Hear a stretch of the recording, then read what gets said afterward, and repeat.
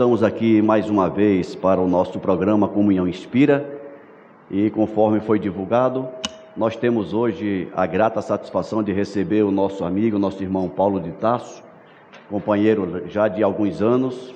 Ele é o vice-presidente do Grêmio Espírita Alto Alpa Barbosa Lima, nosso vizinho aqui na 610, e hoje nós vamos tratar de um assunto extremamente importante para todos nós, que é o entendimento que precisamos ter da doutrina espírita como o Consolador prometido. Então nós vamos bater um papo hoje com o Paulo de Tarso e nós vamos discorrer sobre este tema. Paulo, seja bem-vindo à Comunhão Espírita de Brasília. É uma satisfação tê-lo aqui conosco e numa oportunidade tão importante como esta de tratar do Consolador prometido, que é a doutrina espírita. Meu nome é Paulo de Tarso, como o Ricardo já colocou, mas nós queríamos fazer uma observação antes.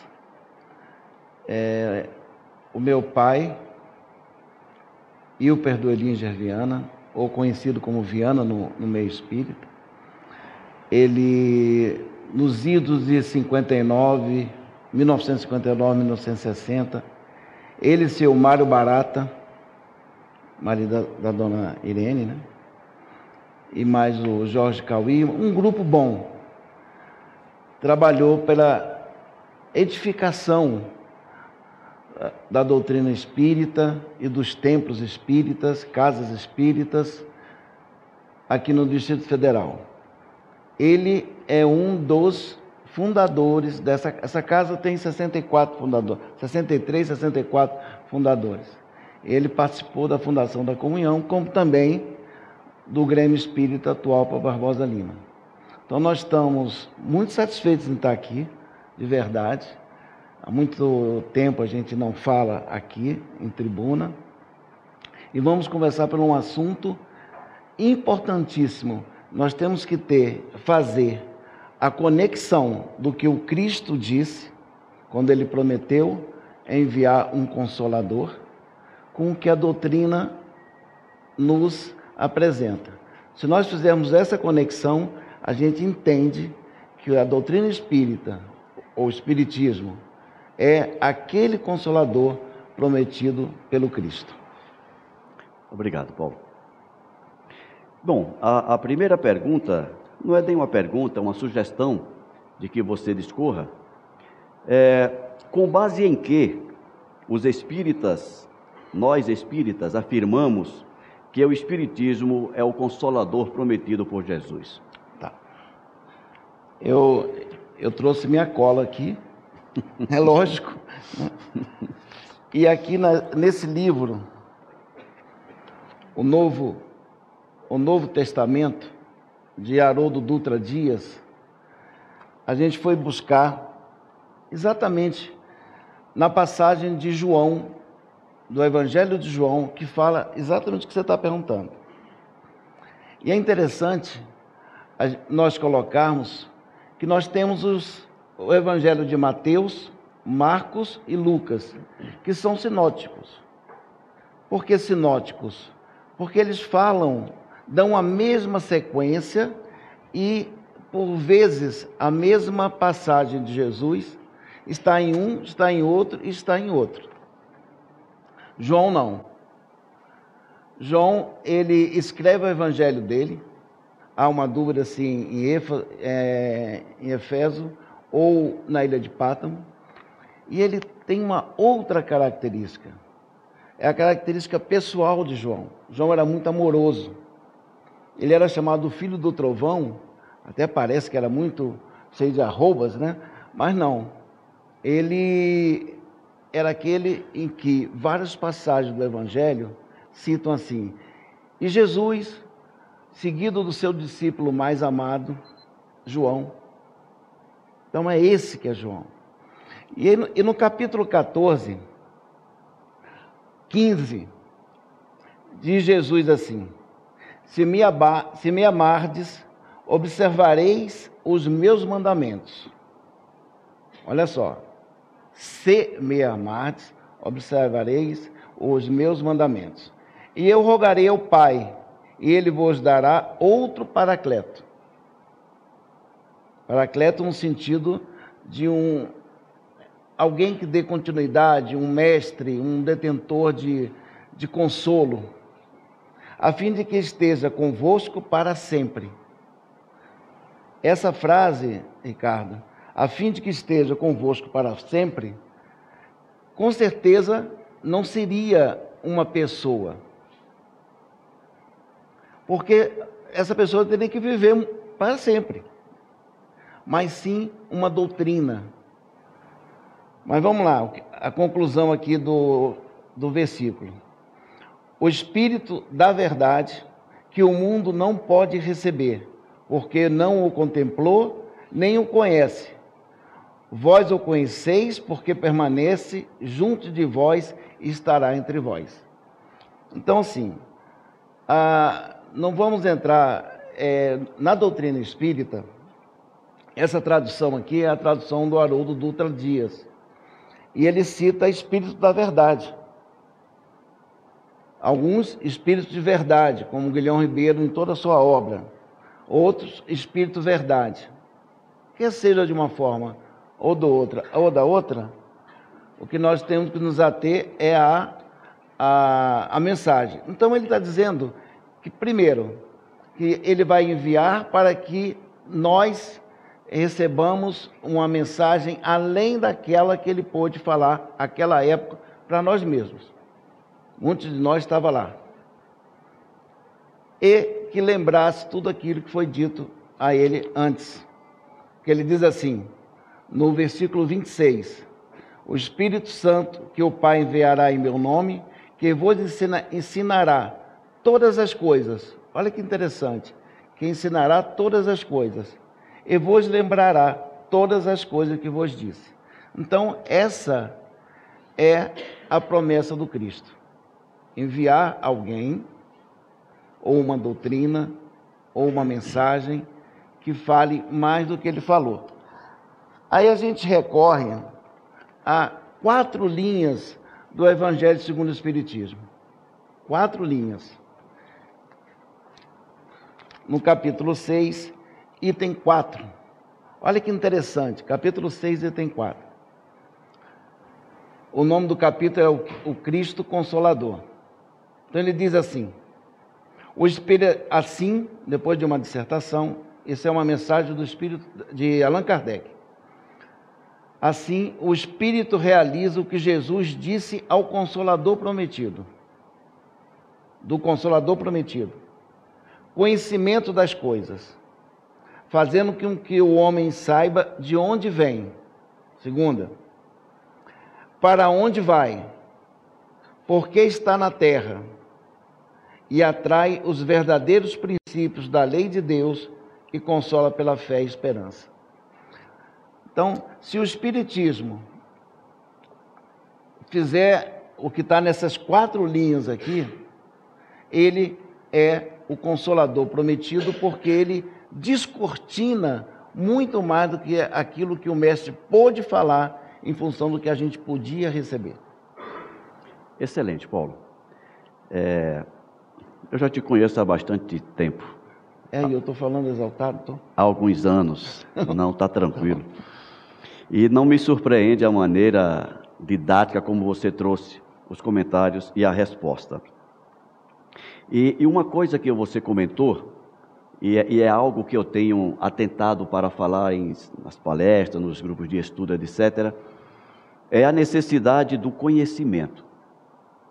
Tem uma frase que nós conhecemos bem, repetimos, e eu não sei se todos conseguem perceber o conceito dessa frase. É aquela que diz assim, conhecereis a verdade e a verdade vos libertará. Do Cristo isso. Tá? E alguns de nós equivocadamente pensam que conhecimento é apenas a obtenção de informações.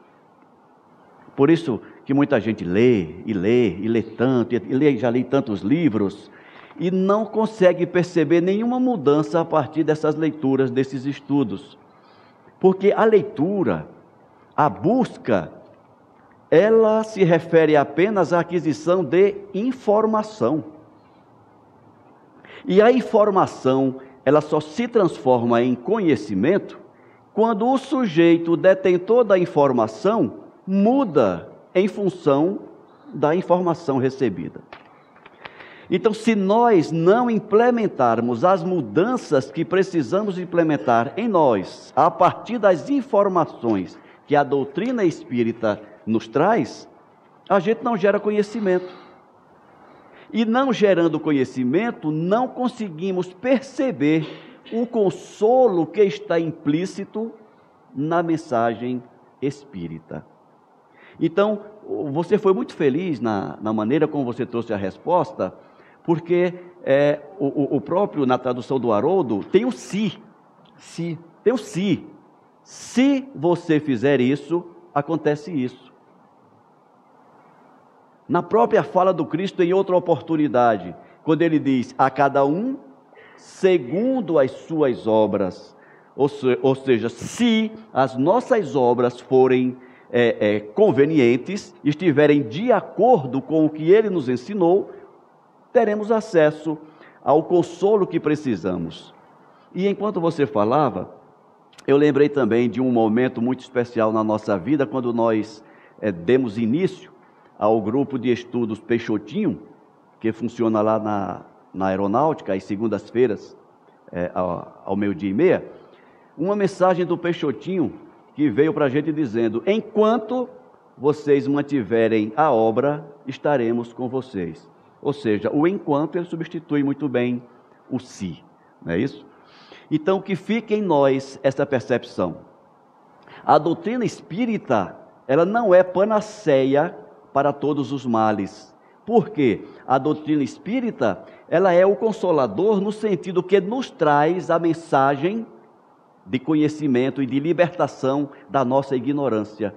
Mas se nós não trabalharmos em nós a aniquilação da ignorância, a partir da aquisição da informação e da transformação individual, vivendo aquilo que nós aprendemos, sem isso, o consolo não chega, o consolo não se faz.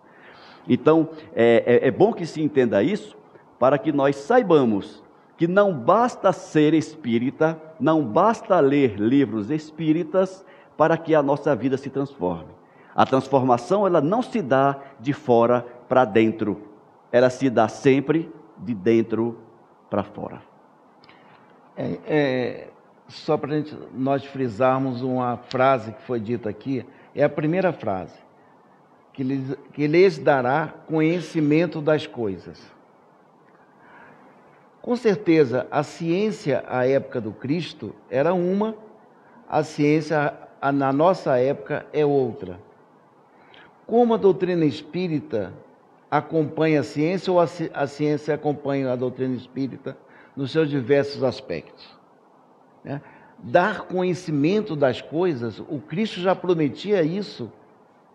Se nós entendermos a dinâmica das coisas, da matéria, a dinâmica do universo, a dinâmica de toda a nossa constituição biológica, tudo isso a ciência está chegando e é o Cristo que prometeu. E é a doutrina espírita que acompanha essa linha de raciocínio que a ciência traz.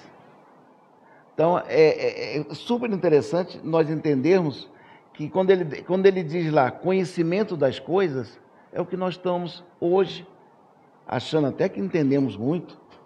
Né? Hoje a gente acha que a ciência está extremamente avançada. O que será daqui a 100 anos? O que será daqui a 200 anos? E o Cristo já prometia isso, conhecimento das coisas. Muito bom. Em que circunstâncias podemos perceber esse consolo que o Espiritismo nos traz? E se você tem algum exemplo, algum fato que você possa narrar, descrever, dividir conosco, algo que aconteceu em sua vida que representa bem esse consolo. Por que eu estou te perguntando isso? Certamente, eu estou convencido disso, de que todos nós, fazendo uma rápida rememoração da nossa vida, vamos identificar momentos de consolo na nossa vida a partir do conhecimento espírita. Talvez a gente não lembre de imediato, talvez a correria do dia a dia não deixe a gente perceber essas coisas. E eu digo isso, e estou lembrando de um colega lá que frequenta o nosso grupo Peixotinho, quando ele disse que apesar dele estudar tanto a doutrina espírita, ele não conseguia identificar um ápice, um momento em que ele dissesse: isso aqui foi um consolo na nossa vida. E conversando com ele, eu falei: vamos conversar um pouco. Como é que é teu dia a dia? Como é que é teu ambiente familiar? Como é o teu ambiente no trabalho? Não, muito tranquilo. Descreve para mim alguma coisa assim drástica, negativa que tenha acontecido. Não, não tem. Bom, se não tem essas drásticas negativas, o resto é tudo positivo. E você ainda disse que não tem nada de consolo na tua vida? Aí ele falou: é verdade, é mesmo. A gente acha que uma coisa que deva ser lembrada é só aquela coisa boa que nos acontece. Mas a gente não consegue perceber as coisas ruins, digamos assim, que não nos acontecem. E eu até lembrava, de manhã, o que é que aconteceu quando você acordou? Ele disse: olha, eu acordei, levantei. Eu disse: mas espera aí, antes de você levantar, você acordou e estava vivo? Ele disse: estava. Eu falei: isso não é uma coisa boa? Não é uma coisa boa que a gente deva comemorar? E depois que você percebeu que estava vivo, encarnado, você conseguiu sair da cama sozinho? Consegui. Não é uma coisa para se comemorar também? Não é algo de bom na nossa vida? E aí ele começou a descortinar a inúmeras coisas boas que nos acontecem no dia a dia e que a gente não consegue linkar todas essas benesses que nos vêm com o consolo que vem de Deus, que vem do Cristo e que vem do consolo que a doutrina nos traz. Então eu fiz essa introdução até para dar tempo de você rememorar e nos trazer algum exemplo dessa natureza.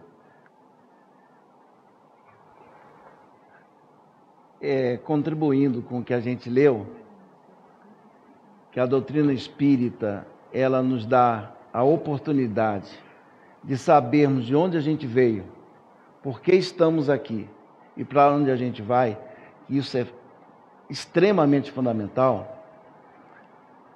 Na minha vida, eu consegui, a partir da leitura de um texto, sinceramente não lembro que texto é esse, mas em um determinado momento, alguém dizia assim: não transforme dor em sofrimento.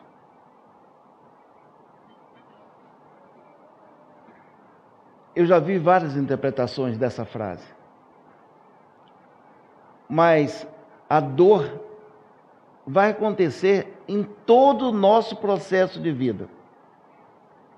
Todo e qualquer processo de vida nós vamos ter dor, ou uma dor psicológica, uma dor física, uma dor moral. Dores vão acontecer. O que nós não podemos, segundo os ensinamentos que os Espíritos nos trazem, é transformar qualquer dor que nós tenhamos na vida num sofrimento. Tanto que o capítulo 5 do Evangelho segundo o Espiritismo, bem-aventurados os aflitos.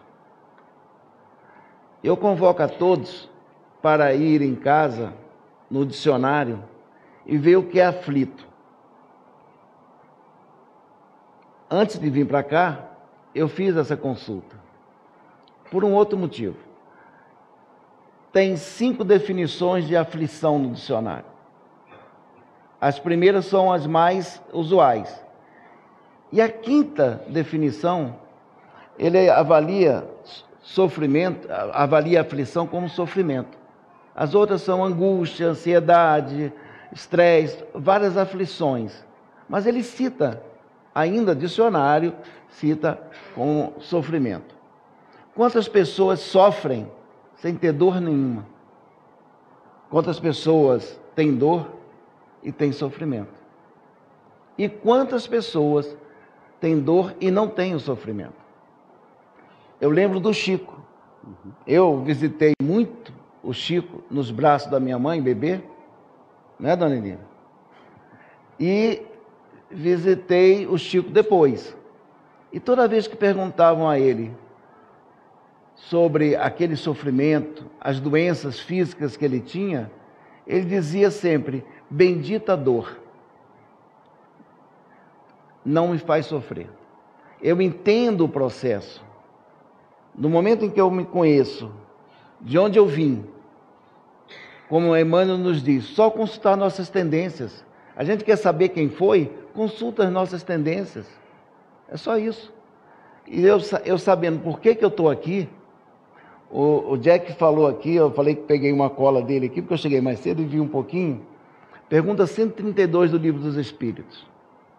Para que nós estamos aqui na Terra? Evoluir e contribuir com a obra da criação. Eu vou desperdiçar essas duas oportunidades sofrendo, me dizendo sofrendo?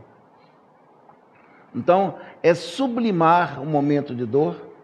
E aí o Ricardo perguntou, em que momento foi isso? Eu lembrei de 2 momentos na minha vida. Um foi um acidente de moto em cima da ponte Rio-Niterói, que minimamente alguém que tivesse sofrido aquele acidente teria uma deficiência física, e a gente fez o tratamento médico, não temos nada. E o outro foi quando nós estávamos no Rio de Janeiro e a empresa que nós trabalhávamos disse assim: ó, segunda-feira você está transferido para Brasília. E a gente achou que isso seria o fim, sair do Rio de Janeiro para Brasília.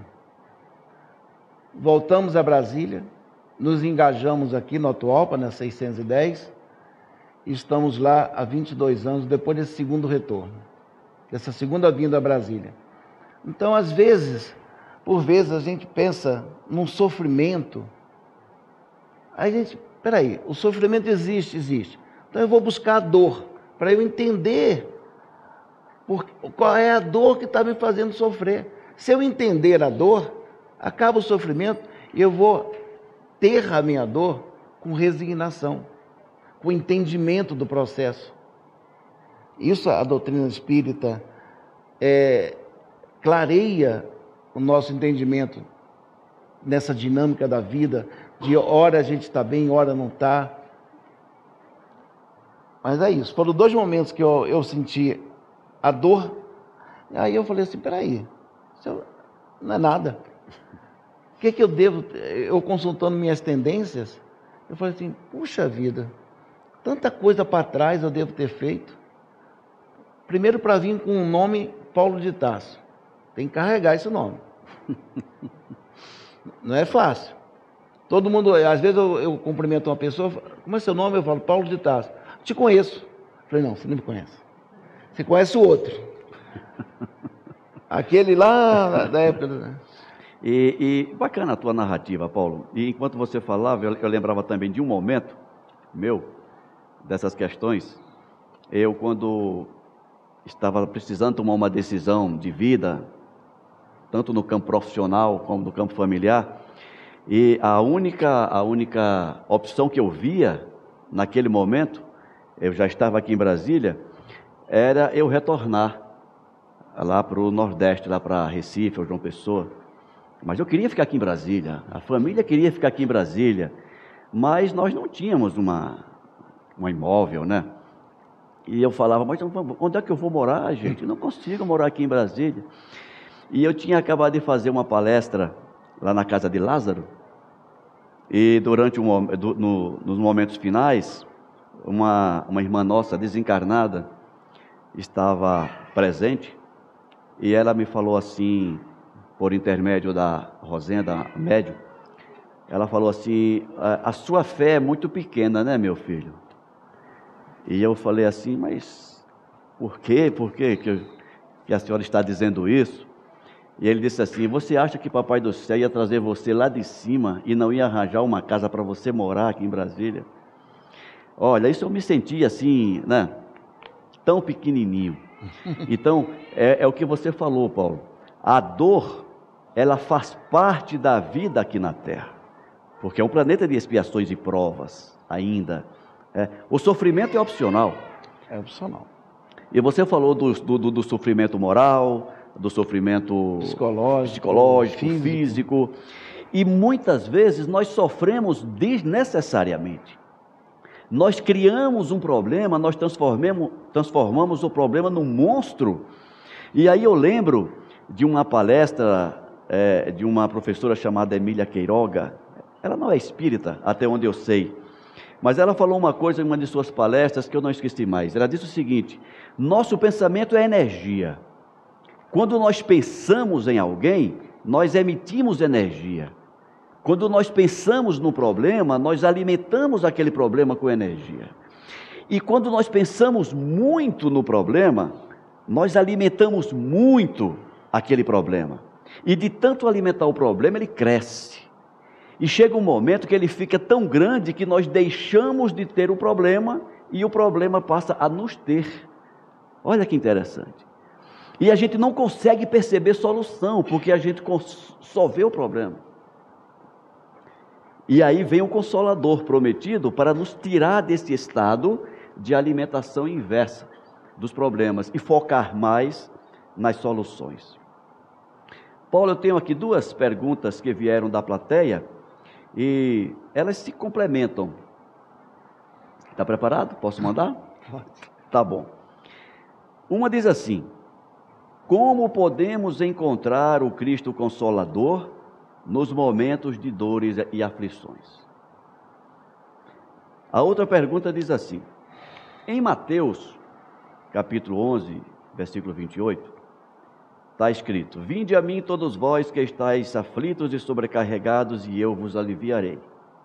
Tomai sobre vós o meu jugo, pois é suave, e meu jugo é leve, e meu fardo, pois meu jugo e meu fardo são leves. Como esse jugo pode ser suave diante de tanto sofrimento, diante de grandes sofrimentos? Tá. Eu queria voltar um pouquinho nessa questão da nossa trajetória de vida. Eu costumo dizer que todo mundo sabe quantas vidas já teve? Alguém sabe quantas vidas já teve? Não? Pois bem, a doutrina espírita nos ensina que a gente só tem uma vida. Uma única vida. A vida de espírito. E eu costumo até dizer assim, de forma brincando, mas falando muito sério, de vez em quando um de nós vai a Caldas Novas. A gente mora em Caldas Novas? Não, a gente está passando uns dias lá, mas mora em Brasília. Isso na média, no geral. A gente mora em Brasília. Então, quando a gente estiver em Caldas Novas, reencarnado aqui, a gente tem que lembrar que a nossa vida é a vida de espírito. Aí muda tudo. Tudo é transitório. Quando nós colocamos no lugar dos sonhos lamentações, a gente começa a ter momentos de dores. É só transformar. Você vê uma pessoa reclamando muito, lamentando muito, ela está deixando de lado sonhos. E por que sonhos? A gente está falando em sonhos agora. Porque nesse processo de uma vida que nós temos, e temos que honrar essa vida, a própria visão de futuro que a doutrina espírita nos dá essa oportunidade de sonhar sempre. Se vai continuar, se eu vou reencarnar novamente para mais uma etapa, se eu vou reencarnar novamente para mais uma etapa, eu tenho que ter sonhos, eu tenho que buscar forças em mim para reverter o meu quadro de dores. Nem falo mais de sofrimento, viu? Já observou? Não falo mais. Esse quadro de dores. Então, onde eu vou buscar na doutrina espírita, ou nesse Consolador, algum refrigério para as minhas dores? No entendimento dessa dinâmica. Eu, por enquanto, estou em Caldas Novas. Eu vou voltar a Brasília. Eu estou reencarnado, eu vou voltar à minha vida verdadeira. a minha vida de espírito. E é lá onde eu observo tudo. Eu vou um pouquinho lá na terra, opa, fiz alguma coisa. É essa dinâmica que nos dá essa certeza que podemos sonhar. Tem uma senhora lá na nossa instituição, que ela sempre que me pergunta, como é que você está? E quem me conhece lá, eu digo assim, sempre bem. Sempre bem? Ela fala assim, não é verdade. Não é verdade que você está sempre bem. Porque tem momentos que você não deve estar bem. Eu vou dizer, com certeza. Tem momentos que a gente fica triste, a gente se angustia com alguma coisa. Aí é um exercício pessoal, que cada um tem que fazer. Quando eu percebo que eu entro nesse processo, eu reverto. Espera aí, o que é isso? Por esse momento na Terra eu vou ficar nessa?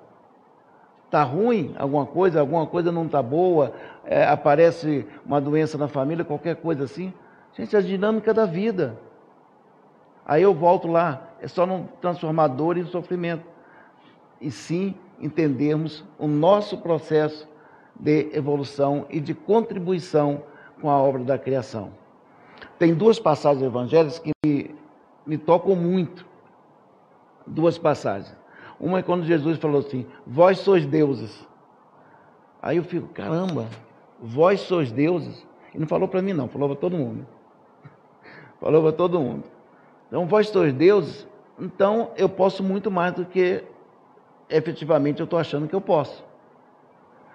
E na sequência ele diz, fazeis o que eu faço e muito mais. Se o parâmetro é esse, o parâmetro é o Cristo, fazer o que ele faz e muito mais, ele não disse, talvez você possa, talvez você não possa. Você pode, querendo você pode. Essas duas passagens mexem muito com o nosso ego, né? Vós sois deuses, fazeis o que eu faço e muito mais. Então o Consolador vem mostrar essa estrada, que muita gente, em momentos de depressão, só enxerga um pouquinho. Ou seja, pega o passado e transforma num tormento. Não consegue enxergar o futuro. Um companheiro nosso, numa palestra, ele dizendo assim, a depressão começa quando você perde essa linha de ontem, hoje e o futuro. Perdeu essa linha, você começa a enxergar uma esfera muito pequena, um período muito pequeno. Aí, às vezes, as dores levam a sofrimentos atrozes. Então, o Consolador mostra isso. Por isso que a segunda pergunta era? A segunda é a que se refere à passagem de Mateus. Como esse jugo pode ser suave diante de grandes sofrimentos? Tá. Aí o parâmetro ali é o jugo do Cristo. Perfeito. É o jugo do Cristo.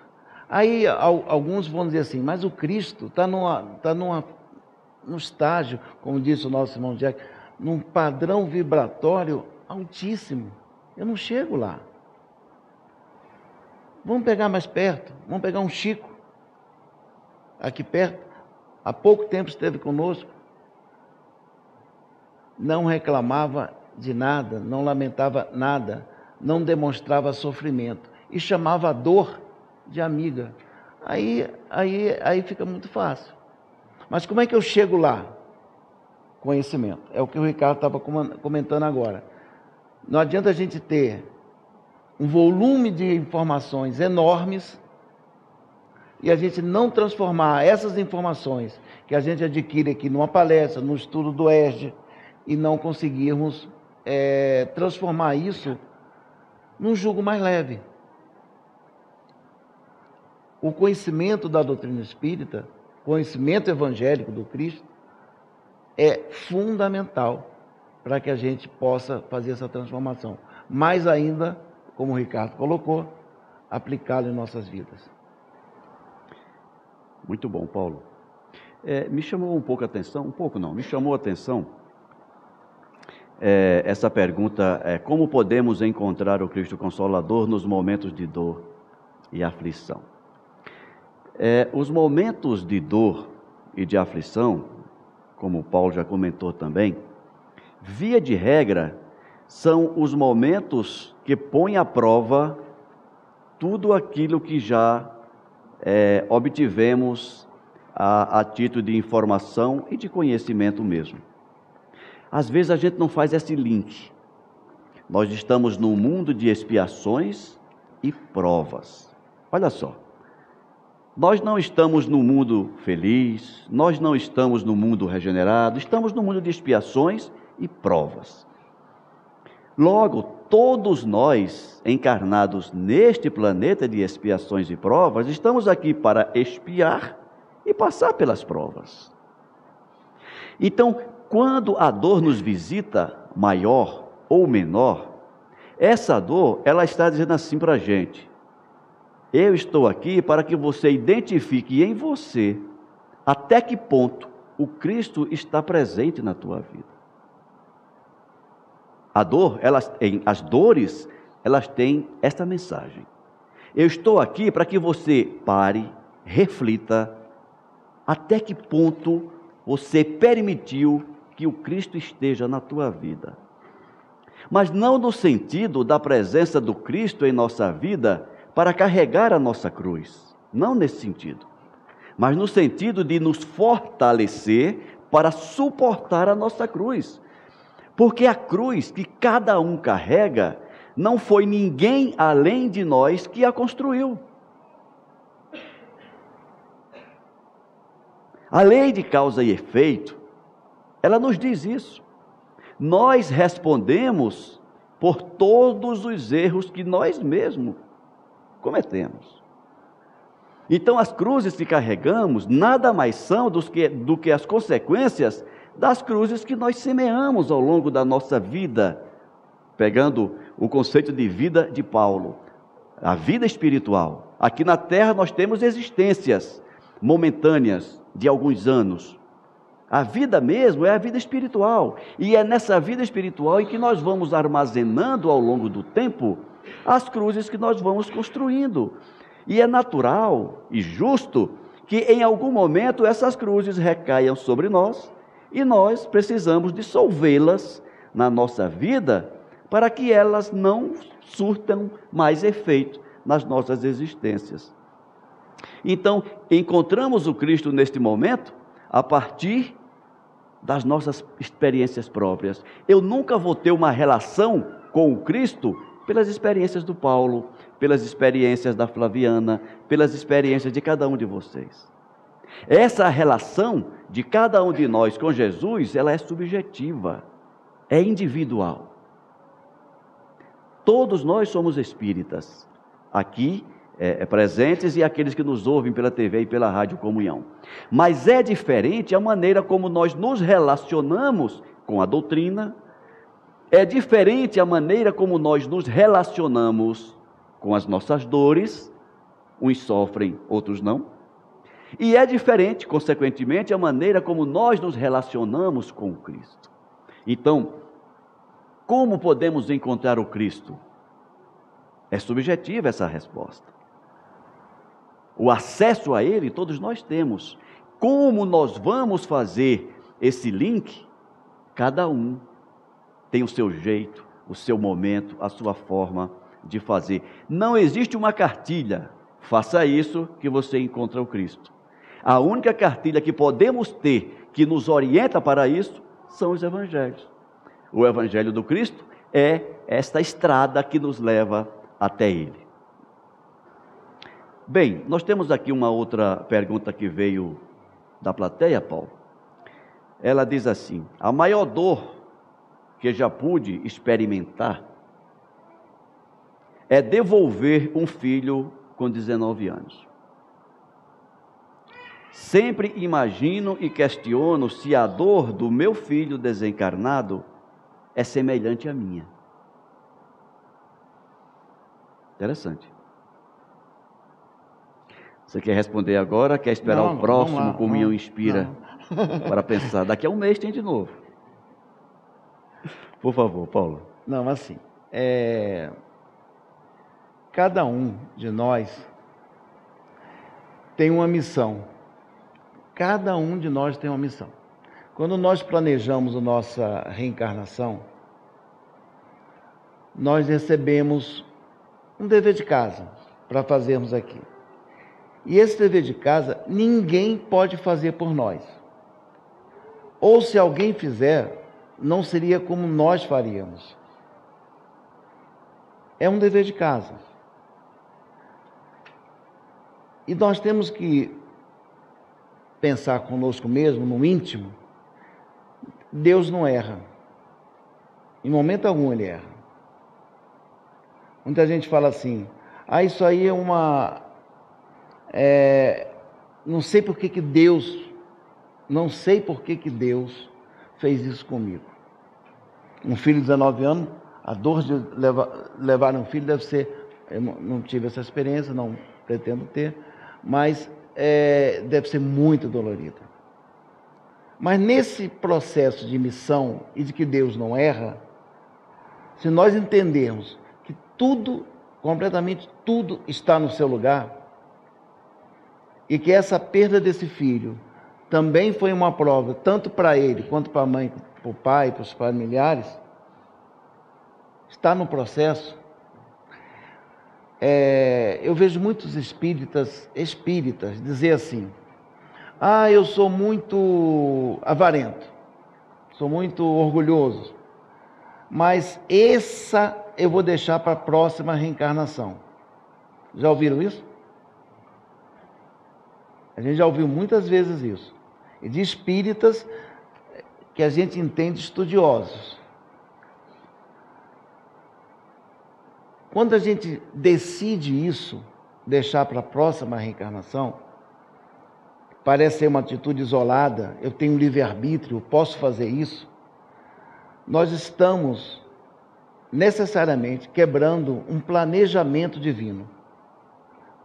Para não ir muito longe, o planejamento que nós temos com o nosso anjo de guarda aqui, nosso anjo guardião, aquele que está permanentemente conosco. Eu fiz esse projeto e esse projeto eu não cumpri. Ele vai dizer assim, peraí, nós combinamos aqui, fizemos um planejamento para que você possa evoluir. E por que você vai deixar para a próxima? Eu não conto aqui não, só tenho um anjo de guarda, estou com você o tempo inteiro. Seu espírito protetor, já é outra figura, estou aqui junto de ti. Então, nesse momento de dor, se nós entendermos um Deus soberanamente bom e justo, um planejamento de vida extremamente correto, fixado entre nós e o nosso anjo guardião, antes de nascermos, e que nós vamos ter, com certeza, isso não é dúvida não, com certeza, dores na nossa vida, que vão nos colocar à prova de quem efetivamente, como está a nossa fé. Fé no sentido, porque a fé, dependendo da leitura do texto, dá uma certa margem de entendimento em fé. Fé no sentido de conhecer, como quem diz, isso é Emmanuel. Emmanuel define fé no seguinte sentido: conhecer as leis de Deus. Ou melhor, saber das leis de Deus. Isso é fé. Se nós sabemos das leis de Deus, a gente tem um consolo enorme.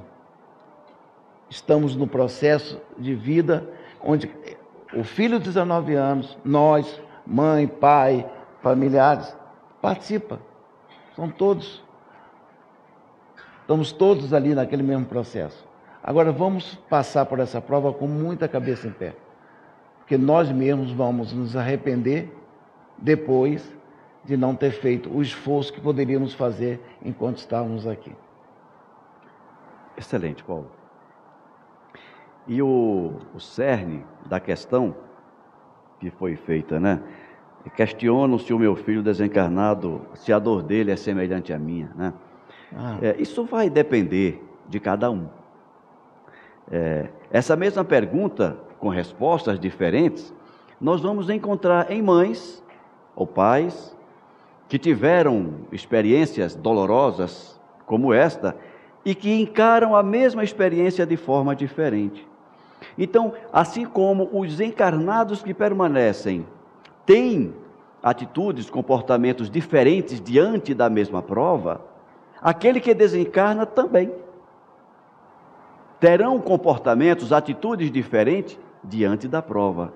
Como Paulo falou, e nós já aprendemos com a doutrina espírita, Deus é sempre bom e justo. Nada acontece na nossa vida, por maior que seja a dor que sintamos, que não tenha um fundo de bondade, um objetivo nobre a ser atingido.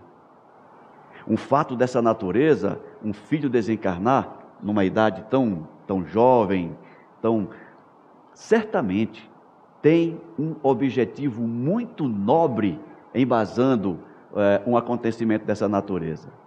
Tanto para aquele que retorna para a pátria espiritual, como para aqueles que permanecem.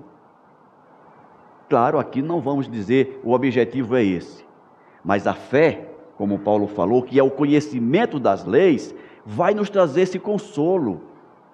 Não cai uma folha sem a permissão de Deus. Então, se esse jovem precisou retornar nessa idade, isso está nos planos de Deus. A nossa fé faz com que nós, reconhecendo isso, assumamos uma postura de galhardia diante da dor, cabeça erguida.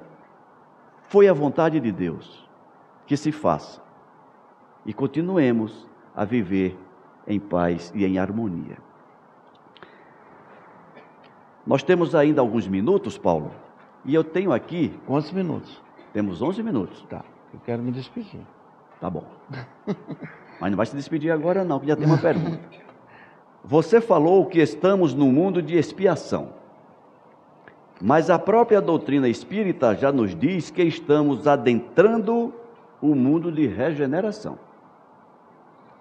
Por gentileza, explique melhor essa questão. Estamos no mundo de expiações e provas, estamos adentrando o mundo de regeneração, estamos exatamente numa fase de transição de um mundo para outro. Temos a obra Transição Planetária, que nos explica, que nos traz informações sobre este processo. Mas, por favor, Paulo. É interessante, a gente observa várias pessoas falando, e o entendimento de algumas é que a gente ainda vai entrar no mundo de regeneração. Outras que nós estamos passando por um momento de transição e que possivelmente permaneçamos nesse planeta e vamos entrar no mundo de regeneração aqui. E outros que nós já estamos no mundo de regeneração. O presidente da Federação Espírita Brasileira se baseia numa mensagem de Bezerra de Menezes, em que diz que nós já estamos com um pé no mundo de regeneração. O que ele quis dizer exatamente com isso? Nós somos os trabalhadores da última hora ou os passageiros do último trem. A seleção que está sendo feita agora é bem explicada na trilogia do Manuel Filomeno de Miranda, Transição Planetária. Alguns comportamentos muito distantes do que seria o mundo de regeneração são espíritos que não reencarnam mais. Mas a doutrina espírita, em todas as suas obras, não disse que nós estamos sujeitos a não reencarnar mais nesse planeta, nessa busca e entrarmos no mundo de regeneração. Vamos entender o seguinte: o planejamento é perfeito. O planeta já não suporta mais algum dos seus habitantes, dado ao grau moral muito baixo.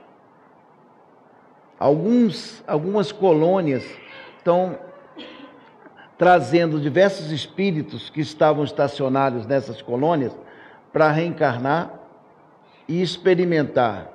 Ou esses espíritos acordam para o momento de evolução, ou eles efetivamente não estarão mais no planeta terra. Eu entendo que todos nós, em momentos de reflexão íntima, quer permanecer aqui. Isso é um determinismo. Dentro do conceito de determinismo, não é opção, não é livre-arbítrio. Se eu tiver condições de permanecer aqui, o planejamento é tão perfeito, sem problema nenhum eu vou permanecer. Mas nesse momento, nós estamos, como diz Manuel Filomeno de Miranda, num momento de transição. Um pouquinho para cá, um pouquinho para lá, quem sabe? Não há esse ponteiro exato. Então não vamos definir como última reencarnação aqui, ou que vamos permanecer. Não. Esse momento pode durar 100, 200 anos. Para nós pode parecer muito tempo, mas se nós contarmos o tempo da espiritualidade, é nada.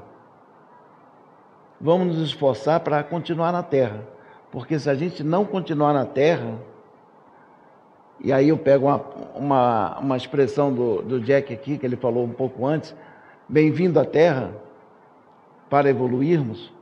Se nós não continuarmos na Terra, com certeza nós fomos enquadrados, classificados como espíritos que não mais teriam condições de convívio aqui na Terra.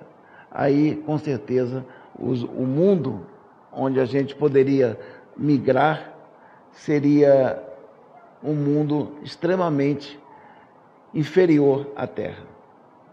Mas é só para a gente não se apegar a esse conceito. Está no mundo, está no momento de transição, está acontecendo agora. São 2 minutos para as 8. Não é assim. É um período de transição. E ele é grande. Pode ser até que voltemos 1, 2, 3 vezes a reencarnar. Excelente, Paulo. Essa temática, ela tem suscitado alguns questionamentos, algumas dúvidas, gente ficando preocupada, e agora, para onde é que eu vou? Será que... Calma, não se preocupa, ninguém vai ser expulso da Terra nesse momento. Dá para terminar o programa, sem problema nenhum. Dá tempo de terminar o programa. Mas é exatamente isso, Paulo. É importante entendermos isso. A transição do mundo de expiações e provas para o mundo de regeneração pode durar anos, séculos, 200, 300, 500 anos, quem sabe? Como Paulo falou, é provável que nós ainda reencarnemos depois dessa aqui e a Terra continue ainda em transição. O fato é que nós percebemos, não só pelas informações que vêm da espiritualidade, mas pelo que nós percebemos na nossa dinâmica social, os relacionamentos, a Terra, nós percebemos ela com algumas mudanças. Parece que a coisa está um tanto assim, efervescente, né?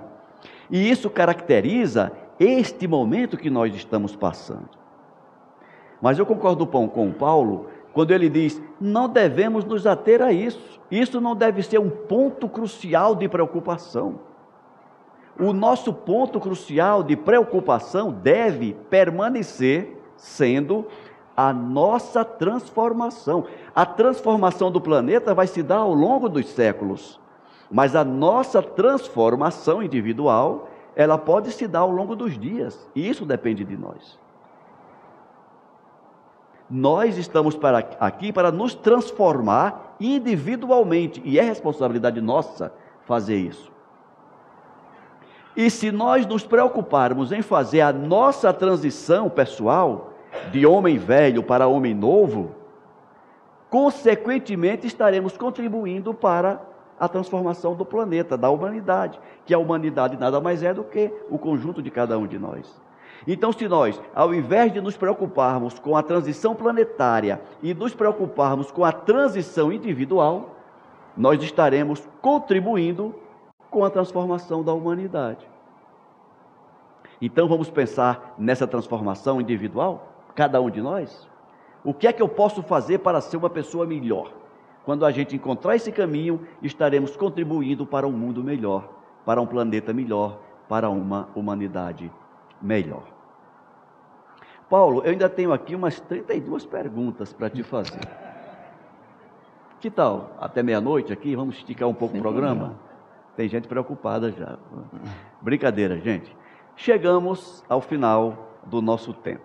É sempre uma pena quando acontece isso, porque nós queríamos continuar conversando com Paulo, ouvindo suas experiências, que não são poucas.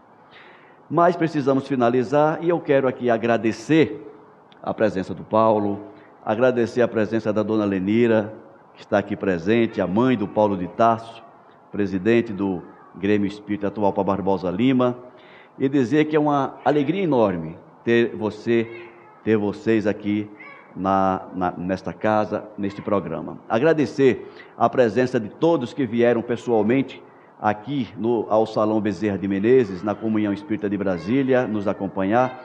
Agradecer a todos que nos acompanham pela TV e pela Rádio Comunhão. E eu quero deixar aqui agora o Paulo fazer as suas considerações finais. Por favor, Paulo. Primeiro que a primeira vez, então, eu cheguei aqui apreensivo. Aí depois a gente vai conversando. Tem tanta coisa para a gente conversar. Mas só voltar num ponto para nós concluirmos. Nós falamos que cada um tem uma missão e que só nós podemos fazer. Se o outro fizer, não vai ser feito como nós. Nós estamos num momento em que se verifica um aumento substancial de irmãos que optam pela não vida, pelo suicídio. Veja só como a missão pessoal de cada um é extremamente importante. Quando Camilo Castelo Branco já tinha a obra pronta, Memórias de um Suicida,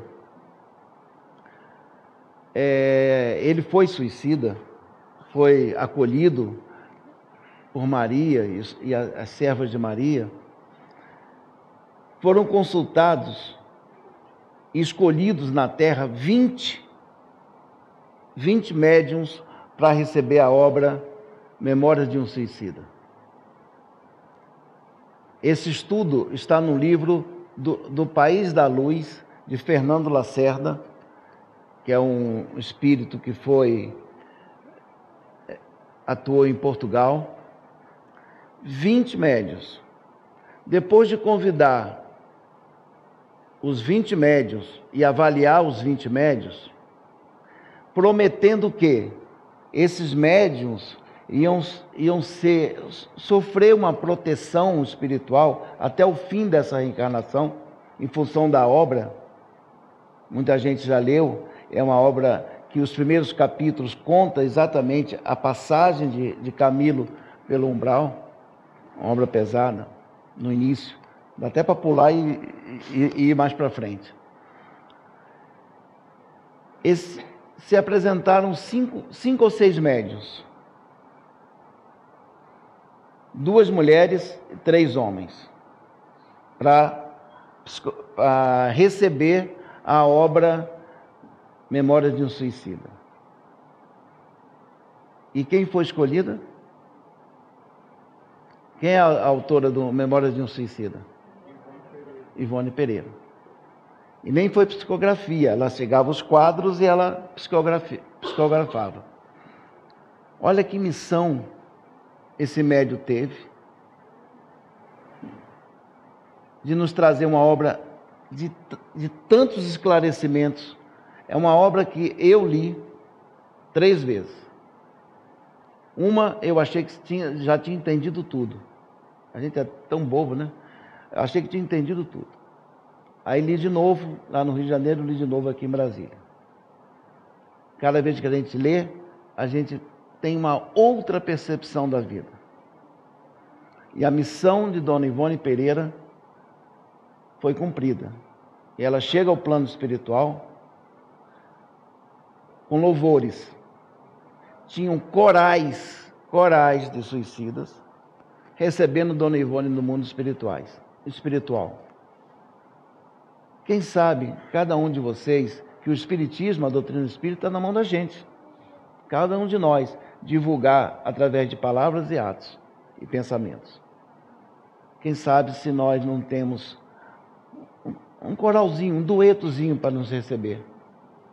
Lá, não precisa ser como Dona Ivone, não, mas um dueto. Uma só pessoa cantando.